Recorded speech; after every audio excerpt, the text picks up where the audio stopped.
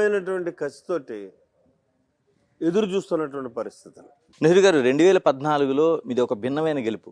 అంటే రాష్ట్రం అంతా తెలుగుదేశం పార్టీ ప్రయాణిస్తున్న రోజుల్లో ఇక్కడ జ్యోతుల్ నెహ్రూగా మీరు వైసీపీ పార్టీ తరఫున మీరు ఘన విజయం సాధించారు. మీరు అలాంటి పార్టీని వదిలిపెట్టారు. ఏంటి అంత దుర్మార్గమైన పాలన ఏం కనిపించింది మీకు దగ్గరగా చూస్తే? నేను స్వతహాగా చంద్రబాబు నాయుడుని అభిమానించేటటువంటి వ్యక్తిగతంగా, అంటే అతని విజనరీ కానీ ఆయన యొక్క స్ట్రాటజీలు కానీ అది ఈ రాష్ట్రానికి ఉన్నటువంటి పరిస్థితులకు అనుగుణంగా పనికొచ్చేటటువంటి ఒక నాయకుడు అనేటటువంటి స్వభావంతో ఉండేవాడిని. అయితే రాజకీయం అన్నదాన్ని ప్రజాసేవ చేయడం ముఖ్యం, అలాగే మానవుడిగా ఎంతో కొంత స్వార్థం ఉంటుంది. ఆ స్వార్థంలో నాకు కూడా ఎదుగుదల ఆశ ఉంటుంది. ఆ పరిస్థితుల్లో ఇక్కడ రాజకీయంగా ఆనాడు తెలుగుదేశం పార్టీలో కొద్దిమంది వ్యక్తులు నన్ను అనదొక్కడానికి ప్రయత్నం చేయడం, నాకు వచ్చినటువంటి అవకాశాలకు అడ్డుకోవడం, ఈ పరిస్థితుల్లో నేను తెలుగుదేశాన్ని వదలాల్సినటువంటి పరిస్థితి రావడం. అప్పుడే చిరంజీవి గారు రాజకీయ పార్టీ పెట్టడం. ఇక్కడ రెండు రకాలు. ఒకటి, తెలుగుదేశాన్ని వదలాల్సినటువంటి పరిస్థితి సుశుద్ధ తెలుగుదేశం నాయకులే కల్పించినటువంటి పరిస్థితి ఒక పక్క ఉండి ఏం చేయాలని ఆలోచిస్తున్నటువంటి తరుణంలో నా సామాజిక వర్గానికి చెందినటువంటి వ్యక్తి ముఖ్యమంత్రి అవ్వడానికి అవకాశం వస్తుందనేటటువంటి ఒక ఆలోచనతో, ఒక ఉద్దేశంతో 2009లో నేను చిరంజీవి గారికి మద్దతు ఇవ్వడం, చిరంజీవి పార్టీ నుంచి పోటీ చేయడం, కేవలం ఒక 700 ఓట్ల తేడాతో నేను వాడిపోవడం, తర్వాత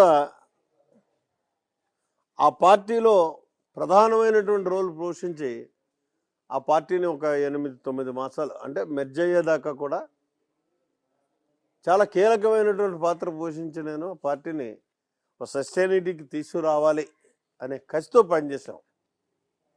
దురదృష్టం ఆయన మంచితనం అవనివ్వండి, చిరంజీవి గారిది స్వాభావికంగా మెత్తదనం రాజకీయానికి పనికిరాదు, అదవనివ్వండి. మొత్తానికి ఆయన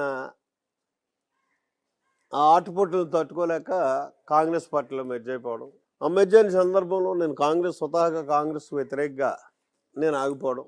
నా దురదృష్టం కొద్ది జగన్మోహన్ రెడ్డి రాజకీయ పార్టీ పెట్టడానికి ప్రయత్నం చేయడం, దానికి నన్ను అభ్యర్థించడం, అయినా మీ సహకారం కావాలి, మీరు రావాలి అని చెప్పి, మీ సీనియారిటీ మాకు ఉపయోగపడుతుందని చెప్పాను. ఆయన ఆ రోజు చెప్పినటువంటి మాటలన్నింటినీ కూడా నేను విశ్వసించాను. ఎందుకు విశ్వసించాలంటే ఆయన నాతో వాస్తవంగా చెప్పినటువంటి మాటలు.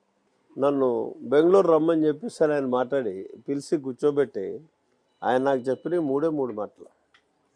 ఒకటి, నేను కావాల్సినంత సంపాదించుకున్నాను, ఆర్థిక పరిపుష్టి ఉంది నాకు, నేను కరప్షన్ చేయాల్సినటువంటి పని లేదు, ప్రజలకు సేవ చేయాలి, ప్రజల్లో 10 కాలాలు నాన్నకంటే ఎక్కువ స్థాయిలో నేను గుండెల్లో నిలిచిపోవాలి అనేటటువంటి ఆలోచనతో ఈ రాజకీయ పార్టీ పెడుతున్నాను.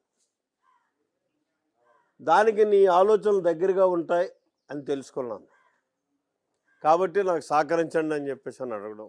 ఆయన ఒక ఆడిటర్కి చెప్పినటువంటి అకౌంట్స్లా చెప్పుకొచ్చాడు నాకు. ఆయనకు వచ్చే ఆదాయం, ఆయనకు ఉన్నటువంటి అసెట్స్, ఆ ఆదాయం వల్ల అయ్యే ఖర్చు, ఏ రకంగా రాజకీయ పార్టీని మనం నడపగలదు దేన్ని ఆశించకుండా, ఇవన్నీ ఎప్పుడైతే కళ్ళ కట్టినట్టు చూపెట్టి నాకు చెప్పగలిగాడో నేను నమ్మాను, విశ్వసించాను. ఇవన్నీ చెప్పకపోతే మీరు వెళ్ళరు ఖచ్చితంగా. ఎందుకంటే అతని మీద 1,00,000 కోట్లు తినేసాడని ఒక అభియోగం ఉంది. ఆ అభియోగంతో పాటు కేసులు ఉన్నాయి. ఇవన్నిటినీ పట్టుకుని నాకు వెళ్ళాల్సినటువంటి పని లేదు. కానీ అవన్నీ చేశాను, నేను సంపాదించుకున్నానని చెప్పి నాకు ఇంత ఆదాయం వస్తుంది, దీని మీద మనం ఇంక తప్పు చేయాల్సిన పని లేదని ఎప్పుడైతే నమ్మబలికాడో ఆ నమ్మి వెళ్ళాను. వెళ్ళిన తర్వాత